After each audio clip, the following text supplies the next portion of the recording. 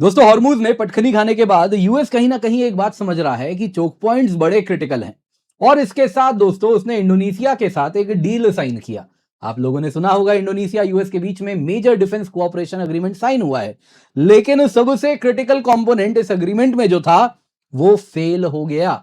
वो साइन नहीं हो पाया और उसके पीछे कारण है इंडिया की मीडिया में एक लीक आया। यूएस ऑफिशियल डॉक्यूमेंट्स को कोट किया गया और उसके साथ इसमें क्या होने वाला है वो बताया गया। और जैसे ही ये बात सामने आती है इंडोनेशिया में मचता है हाहाकार और तुरंत इंडोनेशिया की फॉरेन मिनिस्ट्री डिफेंस मिनिस्ट्री को बोलती है कि ये डील साइन नहीं करना है, वरना वो डील साइन होने वाला था। जानते हैं क्या दोस्तों, इंडोनेशिया यूएस को दे रहा था अनअबेटेड एयर स्पेस एक्सेस।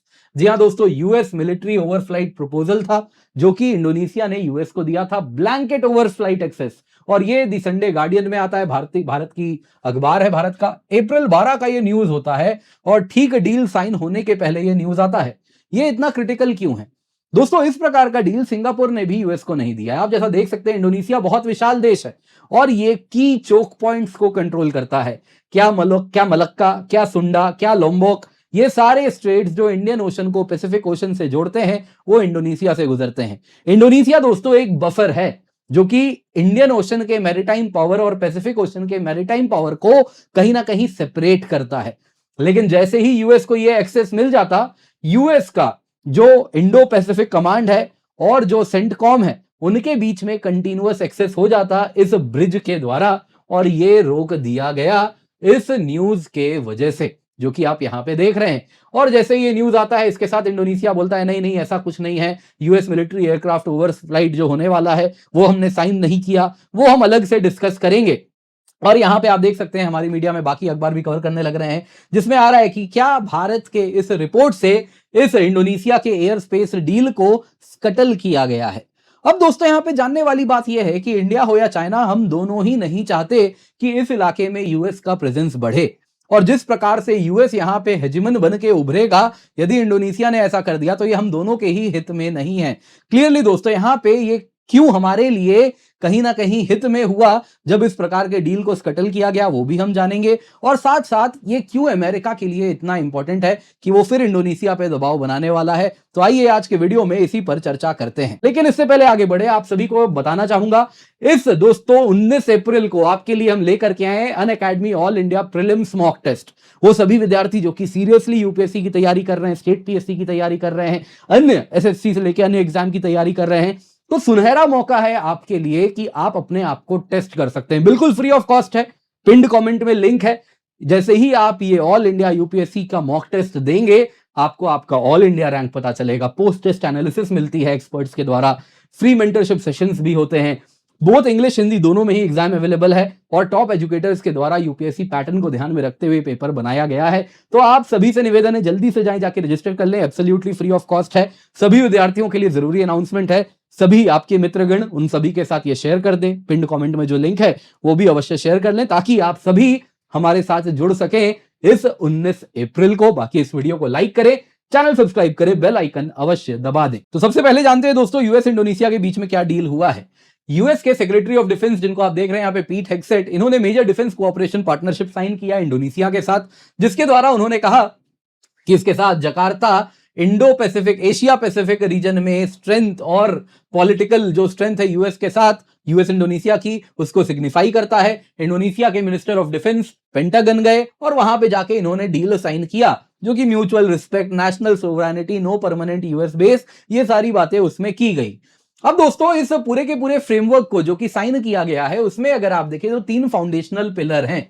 अब इसमें दोस्तों कुछ भी ऐसा नहीं है जो कि बहुत ज्यादा यूएस के लिए पावर स्विंग कर रहा हो। आप जरा स्वयं देखिए, मिलिट्री मॉडर्नाइजेशन, कैपेसिटी बिल्डिंग जिसके द्वारा इंडोनेशिया को यूएस इक्विपमेंट सपोर्ट करेगा, एमआरओ फैसिलिटीज वगैरह एक्सटेंड करेगा, training and professional military education जिसके अंतर्गत इंडोनेशिया के मिलिट्री के लोग यूएस के ट्रेनिंग प्रोग्राम्स को अटेंड करेंगे, प्रोफेशनल मिलिट्री एजुकेशन अटेंड करेंगे, एक्सरसाइजेज एंड ऑपरेशनल कोऑपरेशन, जिसमें अगर आप देखें तो जो इंडोनेशिया के स्पेशल फोर्सेज हैं वो यूएस स्पेशल फोर्सेज के साथ मोर कॉम्प्लेक्स ट्रेनिंग करेंगे। इसके सिवा दोनों ही साइड्स ने कहा कि हम कटिंग एज प्रोजेक्ट्स में काम करेंगे, जिसमें को डेवलपमेंट की बात की गई, एसिमेट्रिक कैपेबिलिटीज को बढ़ावा देंगे, नेक्स्ट जनरेशन डिफेंस टेक्नोलॉजी को मिलकर आगे लेकर के आएंगे, मैरीटाइम, सब सरफेस, ऑटोनोमस सिस्टम, इन सब पर काम करेंगे।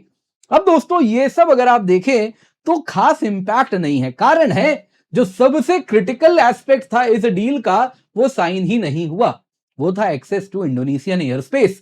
यूएस चाह रहा था कि उसे ब्लैंकेट ओवरफ्लाइट एक्सेस मिले, US military aircraft Indonesian air space से बिना परमिशन के मूव कर सके, ये इंडोनेशिया यूएस को देने वाला था। यूएस मिलिट्री एयरक्राफ्ट दोस्तों इसके द्वारा किसी भी contingency operation, crisis response mission या म्यूचुअली अग्रीड एक्सरसाइजेज के लिए डायरेक्टली इंडोनेशिया के एयर स्पेस के ऊपर से मूव कर सकते हैं और इसके लिए कोई डिप्लोमेटिक क्लियरेंस लेने की भी आवश्यकता नहीं है। स्ट्रेटेजिक गोल क्या था कि यूएस मोबिलिटी और सर्वेलेंस बढ़े क्रिटिकल चोक पॉइंट्स में, जो इंडोनेशिया जिसको कमांड करता है, जिसमें सबसे क्रिटिकल है मलक्का स्ट्रेट। तो इस वजह से अगर आप देखें तो अमेरिका की जो रिक्वायरमेंट है डिस्टेंट बेसेस की, वो कहीं ना कहीं कम हो जाएगी। जैसे आप देख सकते हैं यहां पे इस वक्त अगर आपको यहां से कहीं से भी, गुआम से, जापान से, फिलीपीन से ऑपरेट करना है तो आप इतने ही लिमिटेड रहेंगे। लेकिन इंडोनेशिया के यदि आपको दक्षिण में आना है इंडियन ओशन में, तो आपको इंडोनेशिया के ऊपर से उड़ना पड़ता है। तो वो क्रिटिकल एस्पेक्ट जो है वो यूएस को मिल रहा था, लेकिन अब वो नहीं मिल पाया। और साथ साथ अगर आप देखें तो ये प्रपोजल इंडोनेशियन प्रेसिडेंट ने अप्रूव किया था। जब फरवरी 2026 को वो वॉशिंगटन गए थे तो उन्होंने ट्रंप को कमिट किया था कि आपको एयर स्पेस एक्सेस चाहिए, मैं आपको दूंगा, और यही चीज साइन होने वाला था। लेकिन इससे पहले डील साइन होता, जो प्रॉमिस करके ये ट्रंप को आए थे, उसके पहले एक लीक हो गया। जी हां, 12 अप्रैल 2026 की बात है। The Sunday Guardian New Delhi based पत्रिका है। अगर आप देखें तो जो लिखने वाले थे वो जर्नलिस्ट अभिनंदन मिश्रा जी हैं। ITV नेटवर्क न्यूज एक्स, शायद आपने नाम सुना होगा, उसी के अंदर ये दी संडे गार्डियन भी आता है। अब इन्होंने डिटेल्स पब्लिश कर दिया इंक्लूडिंग क्लासिफाइड यूएस डॉक्यूमेंट, जिसमें उन्होंने कहा कि ये जो प्लान है ये बस इंप्लीमेंट होने वाला है। जैसे ही ये रिपोर्ट आया पूरे इंडोनेशिया में इमीडिएट बैकलैश होता है। अपोजिशन कहती है कि इस प्रकार का डील एक्सेप्टेबल नहीं है, पार्लियामेंटेरियंस कहते हैं, लॉ मेकर्स कहते हैं कि ये तो आपको अधिकार ही नहीं है, आपको पार्लियामेंट से परमिशन लेना होगा। बड़ा क्लियर कंसर्न रेज किया जाता है कि इस प्रकार का अनरेस्ट्रिक्टेड या फिर ब्लैंकेट एक्सेस ये फॉरेन मिलिट्री को आप दे ही नहीं सकते। आप नेशनल एयर स्पेस कैसे कॉम्प्रोमाइज कर देंगे फॉरेन पावर के लिए? दूसरा यहां पे सवाल पूछते हैं, ये एस्केलेशन का खतरा कितना बढ़ गया है? कल को यूएस साउथ चाइना सी में कुछ करेगा तो इंडोनेशिया का एयर स्पेस यूज करेगा, इंडोनेशिया को वो ढाल बना के पीछे से ऑपरेट करेगा इंडोनेशिया के, और साउथ चाइना सी में यहां से पूरा का पूरा ऑपरेशन किया जाएगा। मिसाइल चाइना जो चलाएगा इंडोनेशिया के ऊपर से उड़ उड़ के जाएंगे। ये तो बेहद गलत होने वाला है, तो ये तो हम अलाउ नहीं कर सकते। जी हाँ, मैं बात कर रहा हूं यहां पे एयरक्राफ्ट कैरियर की, इंडोनेशिया के पीछे वो लगाएंगे और वहां से पूरा का पूरा एयर ऑपरेशन अंजाम दे सकते हैं। तो यही बात इंडोनेशिया में रेज किया गया। इंडोनेशिया की फॉरेन मिनिस्ट्री तुरंत का तुरंत एक कॉन्फिडेंशियल लेटर डिफेंस मिनिस्ट्री को भेजी पेंटागन मीटिंग शुरू होने के पहले, और उसके साथ उन्होंने कहा कि देखिए ये डील साइन मत कीजिए, बहुत ज्यादा डोमेस्टिक बैकलैश और रीजनल कॉम्प्लिकेशंस बढ़ने वाले हैं। और इसके साथ दोस्तों ये डील अटक गया है। अब दोस्तों ये यूएस के लिए बेहद इंपॉर्टेंट है। यूएस एयरक्राफ्ट अगर आप देखें तो उनको यदि इस कमांड से, जो इंडो पैसिफिक कमांड का ये वाला इलाका जहां पे यूएस बेसेस हैं, उसको यदि बे ऑफ बंगाल की तरफ आना है, कुछ इस प्रकार से मूव करना है, तो उसको इंडोनेशिया के ऊपर से उड़ के आना पड़ता है। और ये तभी हो सकता है जब इंडोनेशिया एक्सेस देगा, लेकिन वो एक्सेस नहीं मिलेगा तो वो उड़ नहीं पाएंगे। यानी कि जो यूएस का दो कमांड है, इंडो पैसिफिक कमांड में बेसिकली आप जो ये पूरा का पूरा वैसे तो आता है, लेकिन इंडो पैसिफिक कमांड का ये वाला जो हिस्सा है और यहां पे जो डिगो गार्सिया है, ये आपस में कटे हुए हैं बिकॉज ऑफ इंडोनेशिया। और हम कभी नहीं चाहेंगे कि ये कंबाइंड स्ट्रेंथ एक साथ सामने आने लगे। तो इस वजह से यूएस एयरक्राफ्ट को लॉन्गर रूट्स लेना पड़ता है।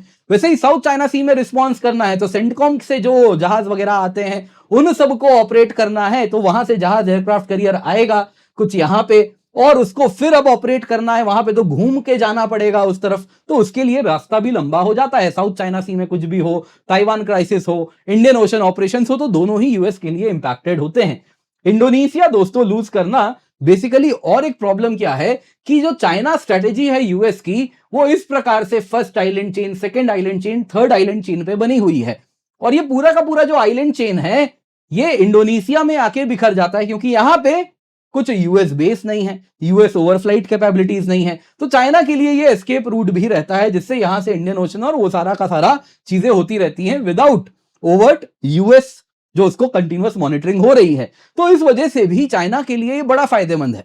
अब देखिए दोस्तों, इसमें किसको फायदा हुआ?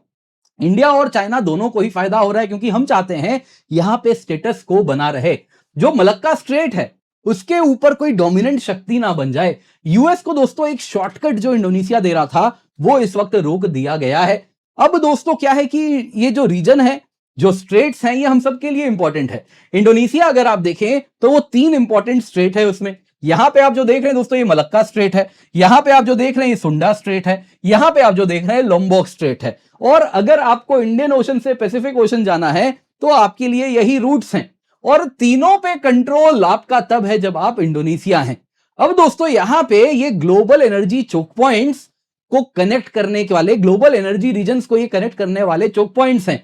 वेस्ट एशिया, ईस्ट एशिया जुड़ता है इन स्ट्रेट्स के द्वारा, इंडियन ओशन पैसिफिक ओशन से जुड़ता ही है इन स्ट्रेट्स के द्वारा। तो जो भी इसके ऊपर यदि अपना एक्सेस रखेगा और अगर वो डोमिनेंट शक्ति होगी तो वो कमांड करेगा चाइना के एनर्जी सिक्योरिटी के ऊपर। साथ ही साथ दोस्तों हमारा जो मैरीटाइम लेवरेज है भारत का, वो भी कहीं ना कहीं इसी से बंधा हुआ है। हम भी यहां से जो पावर फर्दर इंफ्लुएंस करेंगे उसके लिए भी ये स्ट्रेट सबसे क्रिटिकल है कि यहां पे कोई कंपीटिंग पावर ना आए जो हमारी शक्ति को चैलेंज करे। तो दोस्तों यहां पे ये बड़ा क्रिटिकल है कि ये न्यूट्रल बना रहे इंडोनेशिया। अब दोस्तों ये चाइना के लिए तो बेनिफिशियल है, आप सभी जानते हैं, लेकिन भारत के लिए क्यों बेनिफिशियल है थोड़ा और डिटेल में जानते हैं। देखिए सबसे पहले तो क्या है कि ये जो चोक पॉइंट्स हैं इंडोनेशिया के, ये हमारे लिए भी चोक पॉइंट्स हैं। हमारे लिए भी इंडियन ओशन से पैसिफिक ओशन जाना है तो यहीं से जाना है। तो हम किसी भी हालत में नहीं चाहेंगे कि हमारे ट्रेड इंपोर्ट्स, वैसे ही एनर्जी एक्सपोर्ट्स, ट्रेड एक्सपोर्ट्स जो इससे गुजरते हैं वो किसी ऐसी शक्ति से गुजरे जो कि वहां पे बहुत ज्यादा डोमिनेंट हो। अब देखिए दोस्तों जियोपॉलिटिक्स में क्या है कि कैपेबिलिटी और इंटेंट दोनों को अलग रखा जाता है। इंटेंट का क्या है, वो तो कभी भी बदल सकता है, लेकिन अगर आपके पास कैपेबिलिटी है तो आप आज नहीं तो कल उसका दुष्प्रयोग करेंगे, और ये बात मान के चला जाता है। तो यहां पे यदि यूएस इतना स्ट्रांग हो जाएगा तो वो कल को जब आर्म ट्विस्टिंग पे आएगा तो हमारे लिए भी कर सकता है। तो ये बात हम अच्छे से जानते हैं, जिस वजह से आप देखें तो यहां पे हम नहीं चाहेंगे यूएस शक्तिशाली हो जाए। दूसरी बात क्या है, ठीक यहीं पे अगर आप देखें तो अंडमान निकोबार, ग्रेट निकोबार कमांड हमारा है, जिसमें हम तेजी से उसका डिफेंस मॉडर्नाइजेशन कर रहे हैं, और हम अपनी मॉनिटरिंग पेट्रोलिंग एम्बिशंस भी रखते हैं सुंडा से लेके मलक्का तक, जिसमें हमने ऑलरेडी कहा है कि मलक्का स्टेट पेट्रोल का हम हिस्सा बने। तो हम नहीं चाहेंगे कि यहां पे एक डोमिनेंट पावर आके बैठ जाए और हमारे लिए कल को वो प्रॉब्लम्स क्रिएट करे। दूसरा क्या है दोस्तों, यदि यूएस को इंडियन ओशन का अनरिस्ट्रिक्टेड एक्सेस मिल जाता है तो वो कल को हमारे लिए ही प्रॉब्लम होने वाला है। इंडिया इस वक्त की स्विंग पावर है। कारण क्या है कि यूएस कहीं ना कहीं भारत के ऊपर निर्भर करता है जब उसको पावर यहां से बे ऑफ बंगाल रीजन में इंफ्लुएंस करना हो। लेकिन अगर उसको इंडोनेशिया ने ऊपर से ब्रिज दे दिया जिसके द्वारा उसके सारे कमांड्स आपस में कनेक्टेड हो गए, तो इंडोनेशिया के ऊपर से उड़ के वो जाएगा। तो यूएस दोस्तों यहां पे एक इंडियन ओशन रीजन में भी बेहद शक्तिशाली बन जाएगा, एक हेजिमन बन जाएगा। दोस्तों इसके साथ साथ ये इंडिया का जो मल्टीपोलर एशिया विजन है उसके साथ भी अलाइन करता है। हम क्या चाहते हैं एशिया में, चाइना चाहता है एशिया में कि यूएस आए ही ना। हमारा वैसा विजन नहीं है, हमारा विजन है यूएस भी रहे, चाइना भी रहे। अब हम चाह के भी ऐसा नहीं कर सकते कि चाइना ना रहे, चाइना रहेगा और हम भी हैं, लेकिन कोई भी इतना शक्तिशाली ना हो जाए कि वो हेजिमन बन जाए। तो यूएस यहां पे दोस्तों यदि इंडोनेशिया के ऊपर ओवरफ्लाइट एक्सेस पाता है तो वो एक हेजिमन बन जाएगा जो हमारे मल्टीपोलर एशिया विजन के साथ अलाइन नहीं होता है। इसके सिवा साउथ ईस्ट एशिया मिलिटराइज होने लगेगा। अब तक आसियान रीजन खुद को न्यूट्रल बोलता है, कहता है आउटसाइड पावर्स के साथ हम इन्वॉल्व नहीं होते। पूरे आसियान में दोस्तों कोई भी ऐसा देश नहीं है जिसने इस प्रकार का ओवरफ्लाइट एक्सेस दिया है अनरिस्ट्रिक्टेड वाला। हालांकि फिलीपींस में बेस है, थाईलैंड में यूएस का बेस है, फिर भी इस प्रकार का ओवरफ्लाइट अनरिस्ट्रिक्टेड एक्सेस किसी को नहीं दिया गया है। तो यहां पे दोस्तों आपको जानना होगा यदि यूएस प्रेजेंस इस प्रकार से बढ़ने लगेगी तो कल को कन्फ्लिक्ट जोन जब ये तब्दील होगा, आज नहीं तो कल साउथ चाइना सी आप जानते ही हैं, वहां पे एक चिंगारी लगनी ही है। तो उस वक्त हमारे एक्सटेंडेड नेबरहुड में भी उसकी आंच आएगी, क्योंकि जो गोलाबारी चलेगा वो सारे एयरक्राफ्ट कैरियर यहीं से उड़ेंगे और जाके वहां पे जो भी करना है वो करेंगे। तो हम नहीं चाहते कि उस वजह से हमारे ऊपर भी उसकी आंच आए। तो इसलिए बहुत जरूरी है कि ग्रेट पावर का जो कन्फ्लिक्ट है वो स्पिलओवर भी हमारे ना हो, तो इसलिए भी हमारे लिए बड़ा ही एक बेनिफिशियल मूव है। लेकिन इंडोनेशिया ने क्या कहा है कि ये सेपरेट है, इस पर अभी और चर्चा करेंगे, फिर यूएस को ओवरफ्लाइट एक्सेस देंगे। तो अब जब ये पिटारा खुल चुका है, तो सवाल ये है कि ये फिर कब यूएस इंडोनेशिया पे दबाव बनाएगा और कब ये डील फिर साइन होगा। तो इस पर देखिए अब नजर तो बनी रहेगी।